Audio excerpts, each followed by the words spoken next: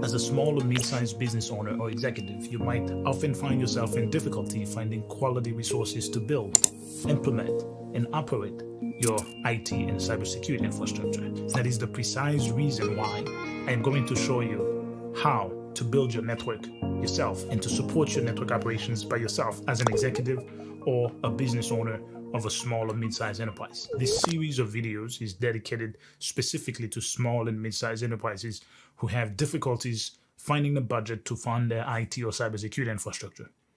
Technology vendors, the biggest of them, have decided to create technology solutions for small or mid-sized enterprises. But still, mid-sized and small enterprises still don't know about the opportunities or the enterprise technologies that are available to them. Technologies nowadays are not as difficult to engineer, implement, and operate as they used to be. They are designed specifically with small and mid-sized enterprises in mind. But how do you get there? How do you even know what to buy? How to put it together? In this series of videos, I'm going to demystify the small and mid-sized enterprise IT and cybersecurity segment. I'm going to show you how to build your own network and cut the cost of implementation and operation by up to 90%.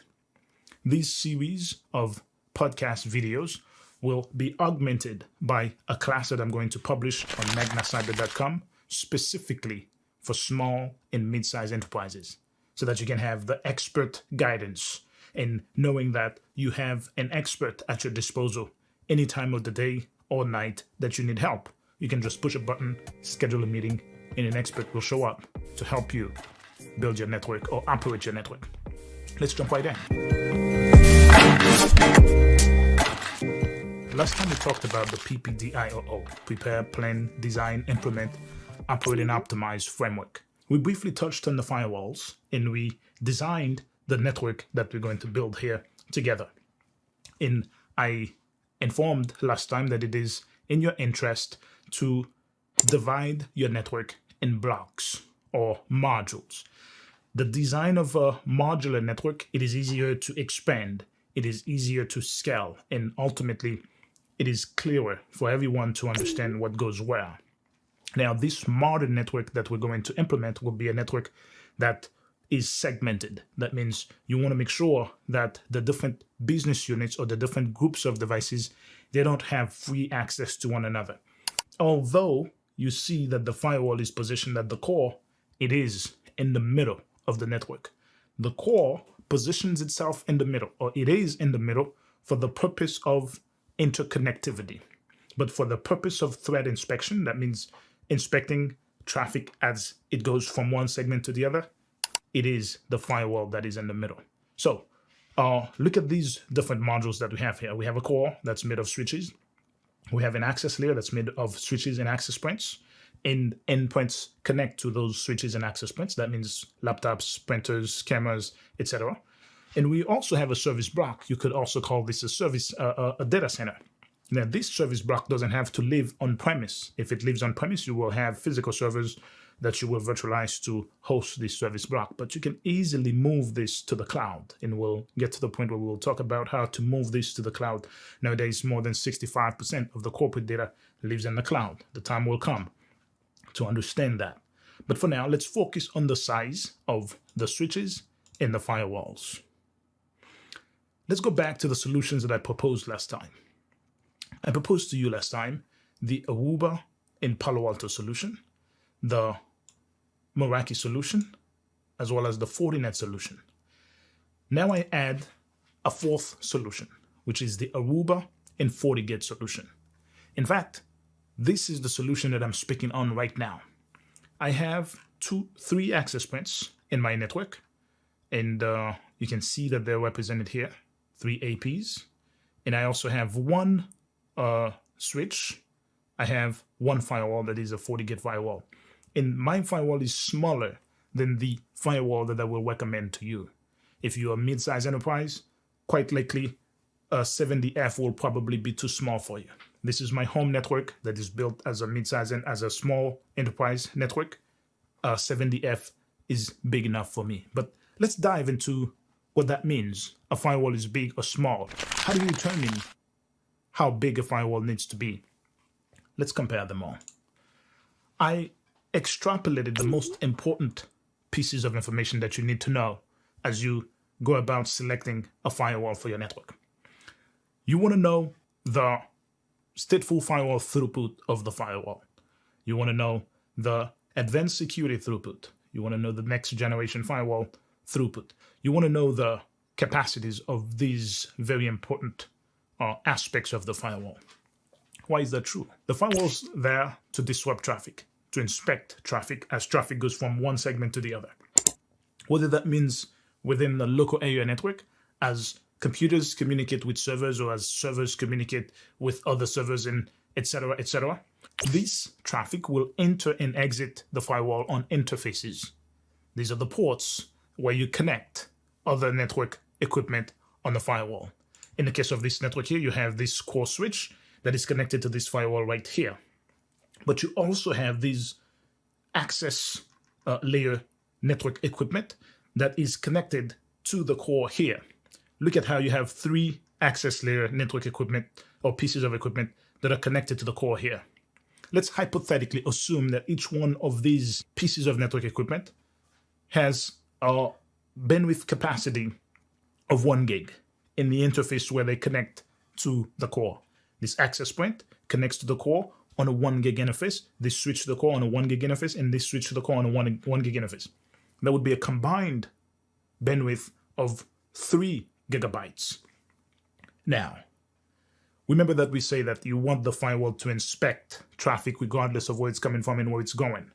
That means as devices that are connected to this access point are communicating with the data center, let's say they saturate this link up to the 1 gig that capacity, then the firewall will see 1 gig capacity that's coming from this access point to go to the data center.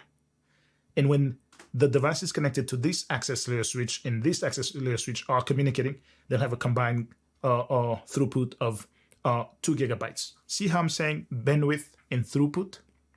The bandwidth is the capacity. What can it support? And the throughput is what is actually being put on it. So let's say the link can support 1 gig. The bandwidth is 1 gig. And now I am sending traffic for 500 megs, which would be half of 1 gig, because 1 gig is 1,000 megs, 1,000 megabytes. Then the throughput would be 500 megs, half of the 1 gig. Okay, so we're putting a 3 gig throughput on these 3 links. That means this switch is going to process that. And because the firewall has to inspect everything, it has to be able to support a minimum of 3 gig throughput. They don't really come in increments like that, like 3, 4. It's typically 1, 10, 40, 100, and so on. So quite likely, this firewall that we're going to use here will support 1 gig interfaces. So if you have 3 gigs coming from the devices down below, you're going to need to combine 3 interfaces here to make the 3 gigs that you need to support. So that's one of the criteria to choose the firewall.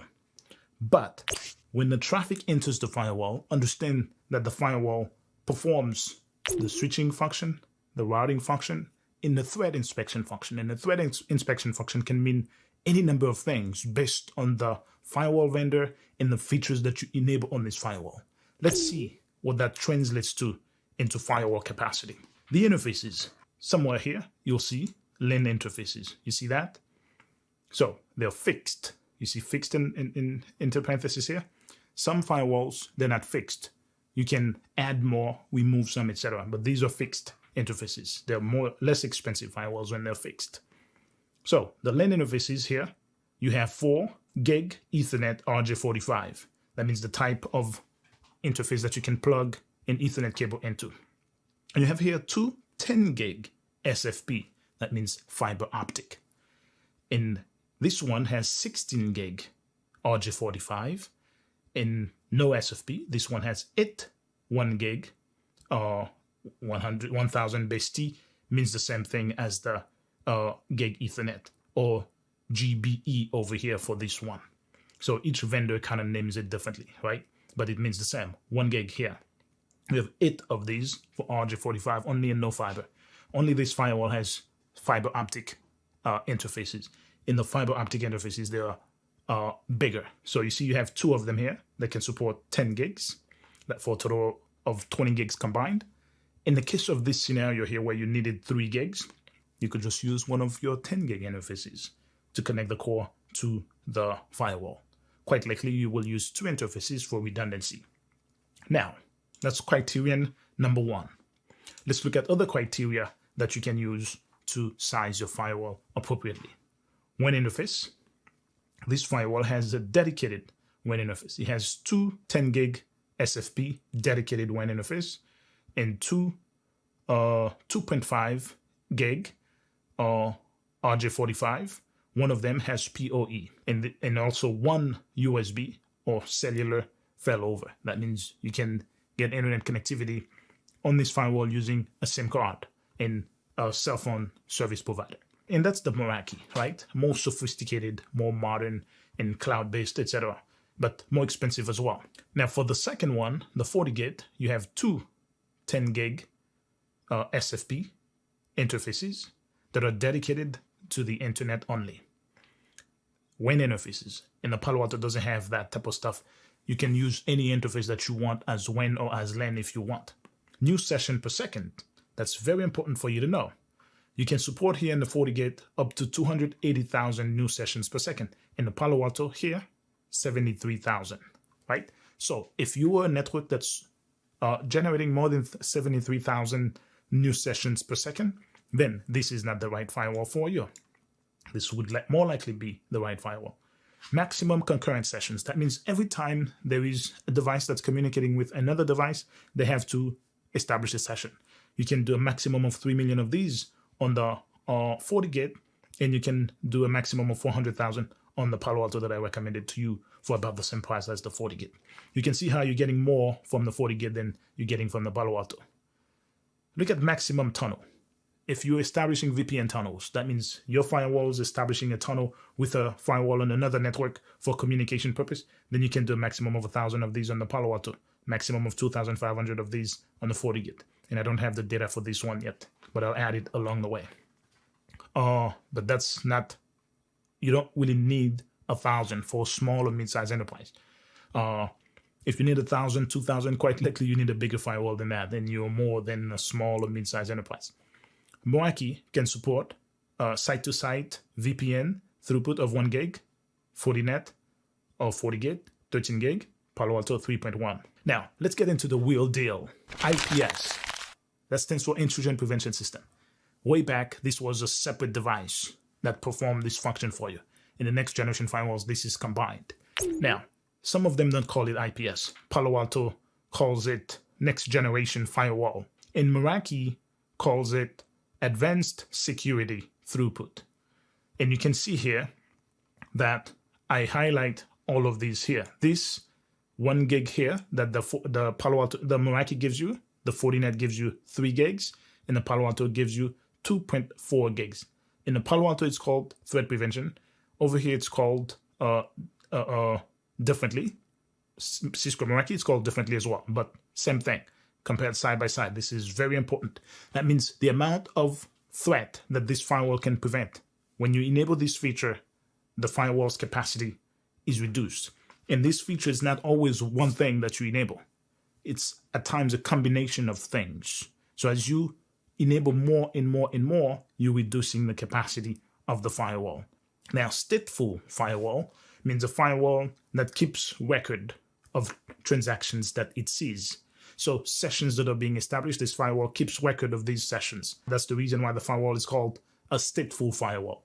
Now, to do this sort of stuff is the most basic function a firewall can have. Well, if you don't enable any other feature on the firewall, that's all you do just to keep the state table, keep record of what device communicated with what other device, and maintain this table so that communication can be facilitated on your network through the firewall, then your Meraki will be able to support up to 3 gigs. Your FortiGate will be able to support up to 27 gigs. And your Palo Alto up to 4.4 gigs.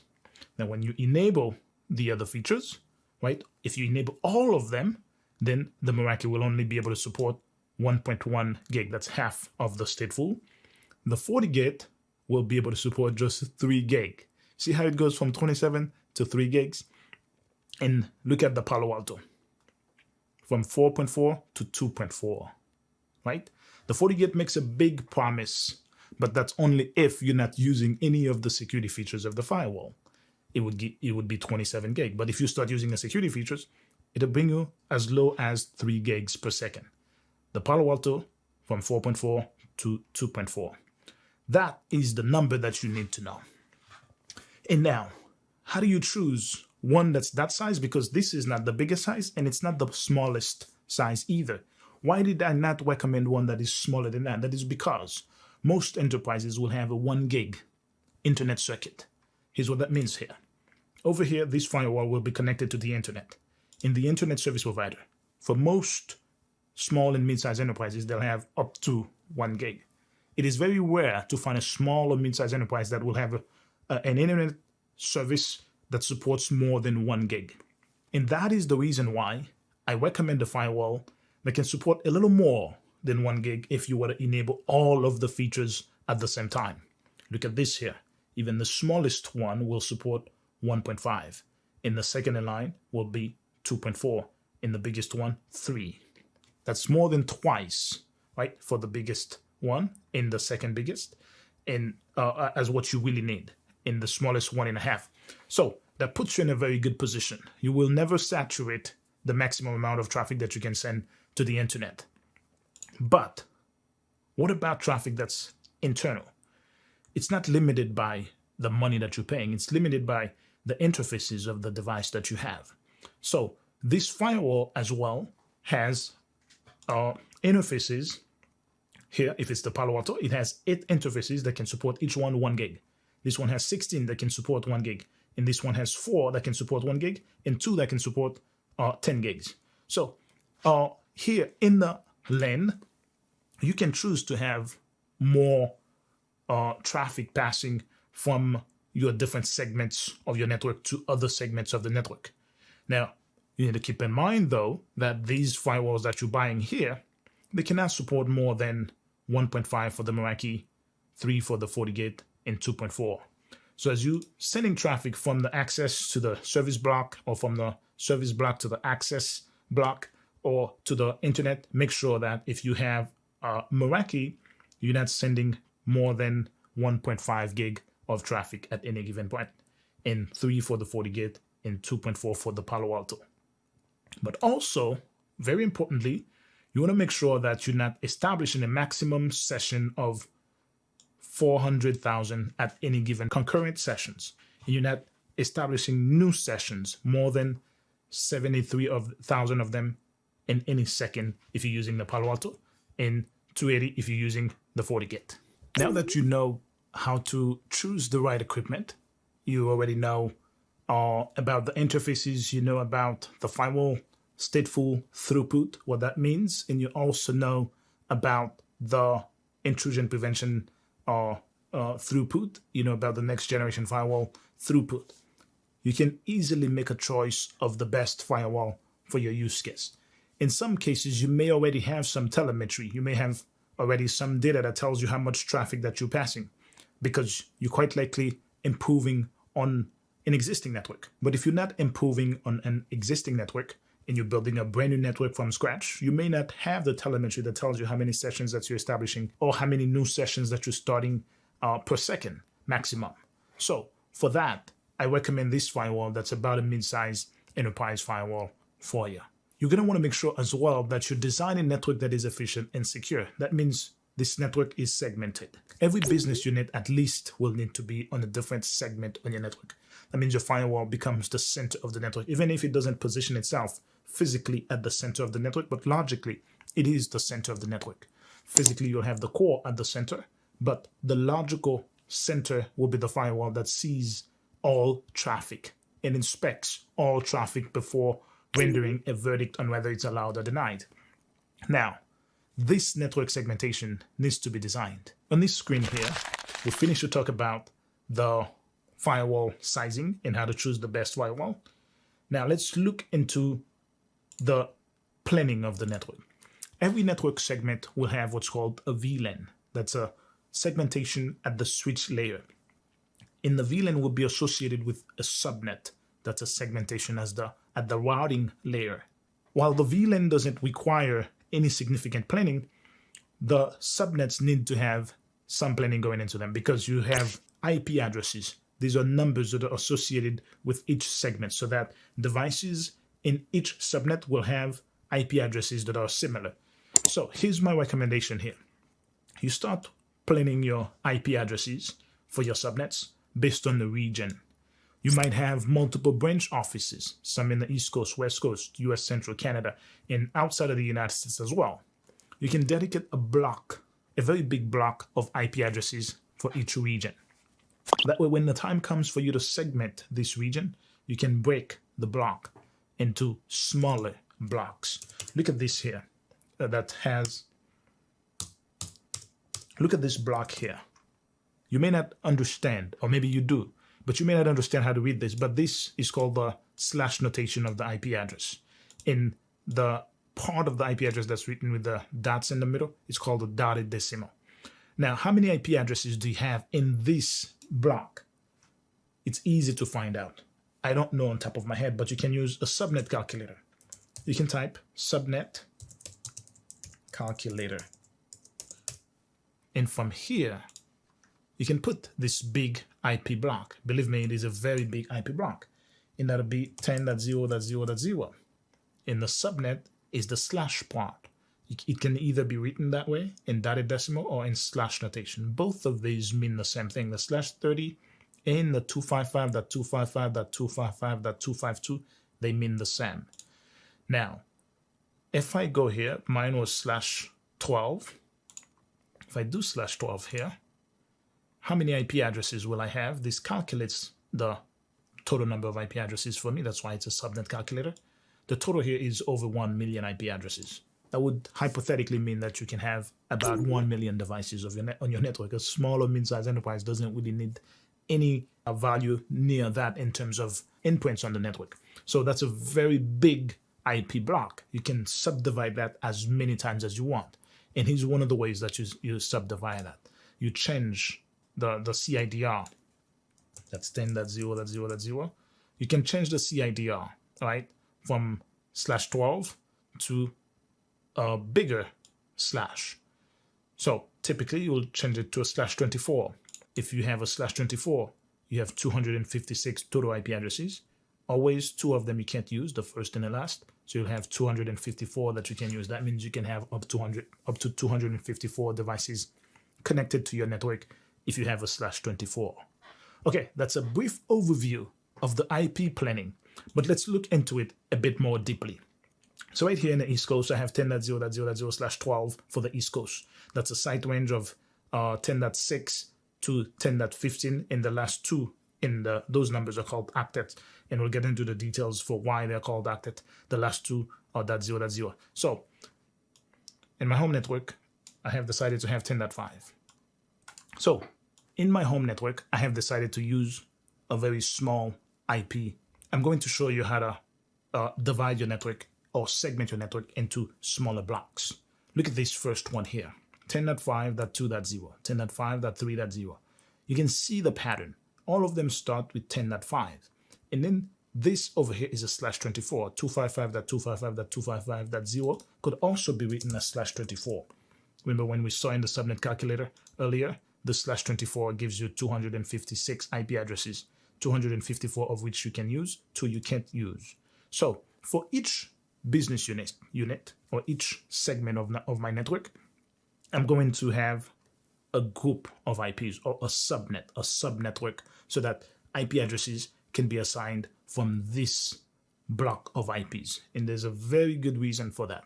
That is because every subnet will have a gateway. That's how they exit from the group where they are to go and communicate with other groups, whether the other groups are on the internet or on the local area network. As they exit, as they go through the gateway, I will be able to control where they go, how they go there. And that's why you need to have this segmentation, so that you can control the transactions between the different groups. And you can even control the transactions within a specific group with the next generation firewalls. So, although that's not exactly the numbers that I use, but you have the idea here. You need one for native VLAN. That's a VLAN that you cannot change. It's untagged, and we'll get to the details about that. In my home network, I have one for work. All of the work-related devices, they're on this one. I have one for surveillance cameras. They're on that one. I have one for IoT devices like watch, refrigerator, doorbell, or garage door. They're on that one. I have one for kids. I want to control what the kids go into. Kids are on this. I have one for guests. But definitely want to control the guests so that the guests don't get mixed up with the kids, and so on and so forth. In your network, you might have servers, you might have network monitoring, you might have voice, you might have a bunch of other different segments. You name them however you want. But the idea of the IP space will be like that, right? You can define the purpose of this, but you need to have an IP space. The IP space needs to come with a subnet, and the subnet needs to come with a gateway. The gateway is one of the IPs on the subnet.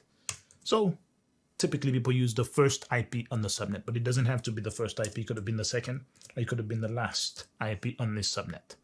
So I'll use the first IP, as this is customary in the profession. So you can continue to do that. You must do that. And further down, we're going to see where we use it.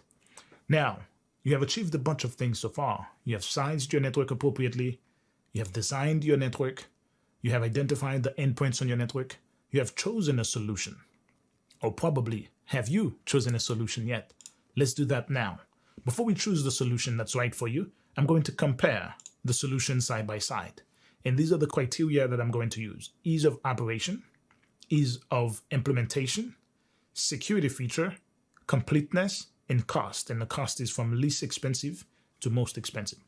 So out of all of the solutions that I provided to you here, we have down below here the Aruba and FortiGate, Aruba and Palo, Meraki solution, and Fortinet solution.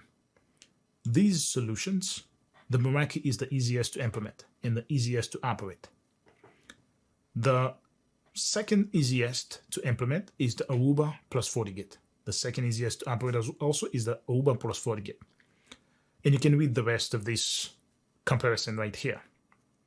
The most complete solution is the Fortinet. That means it gives you switches, routers, firewalls, and that router is really the firewall and the router is the same. That means it gives you switches, access point, firewalls, all in one solution.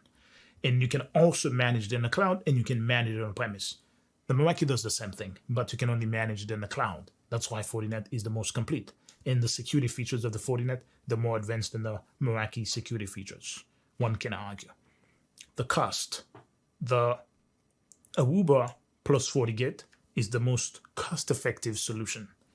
The most expensive solution is the Meraki solution, as we saw in the price comparison.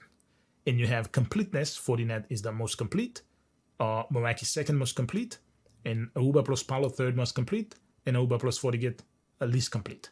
In terms of security features, that's probably key. Two things that you're looking for: maximum security and lowest cost.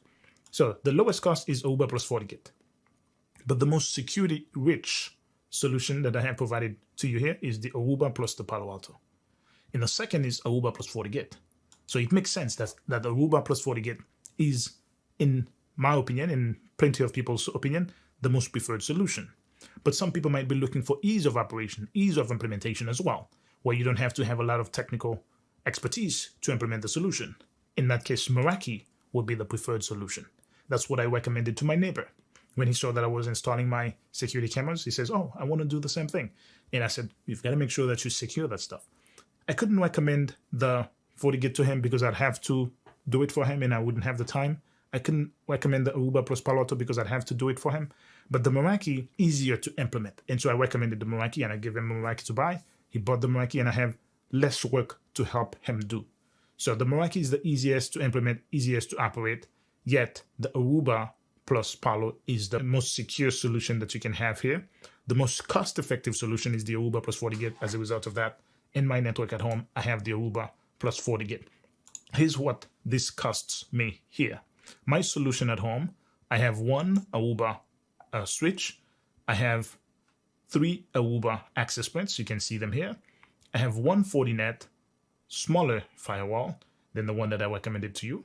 That cost me about $1,700, including the licenses. for a total of $3,263.70 for network equipment. I paid a structured cabling engineer to come and install this thing for me at about $100 per cable, or about $100 per hour. 12 hours, that's $1,200. I presume that this would cost me 25 hours to implement. And if I pay myself $250 per hour, that would be about $6,250. If you were to pay me to do that for you, it would pay me $250 per hour for a total of $6,250 about, if I'm building the same network for you. That would cost you a grand total of $10,713.70. That's the cost of my home network. Of course, I don't pay myself, but I spend about 25 hours configuring this thing. And so that would be about that much. So you will end up with a network about the same size as mine for $10,000 also. In this gear that you buy here, these are the list prices. More than likely, you're going to pay a smaller price than the list prices. Okay, now we have chosen the solution. We have compared the solution side by side. You know now how to size the firewall appropriately.